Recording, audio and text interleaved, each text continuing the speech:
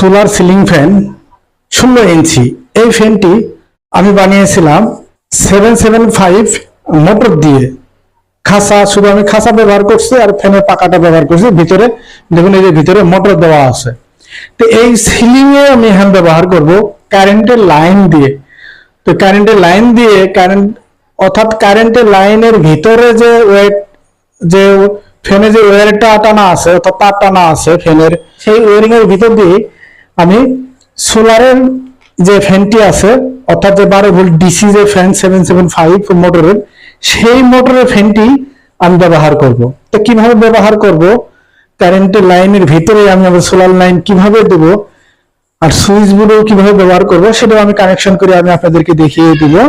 তো কানেকশন করব এখন, আর ভিডিওটি ধৈর্য সহকারে দেখতে থাকুন।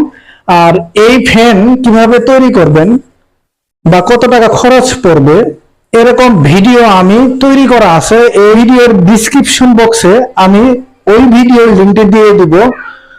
কিভাবে তৈরি করছি ফ্যানটি মোটর দিয়ে, এমনকি কত টাকা খরচ পড়ছে সেটা ওই ভিডিওটি আপনারা দেখে আসতে পারবেন।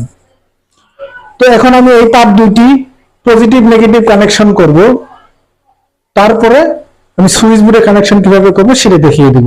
কালো তারের সাথে আমি লাগাইছি হলুদ তার, আর লাল তারের সাথে লাগিয়েছি সবুজ কালার তার। যে ফ্যান থেকে যে তার দুটি আসছে আর ভিতর থেকে যে দুইটি তার আসছে, আমি দুটো তারই কিন্তু কানেকশন এখানে করছি। তো এখানে কানেকশন করার পরে এখন সুইচে কানেকশন করব কিভাবে বা এই লাইনগুলো আলাদা করব কিভাবে সেটা দেখিয়ে দিব। সুইচ বোর্ডে যে দেখিয়ে দিব আলাদা করব কিভাবে।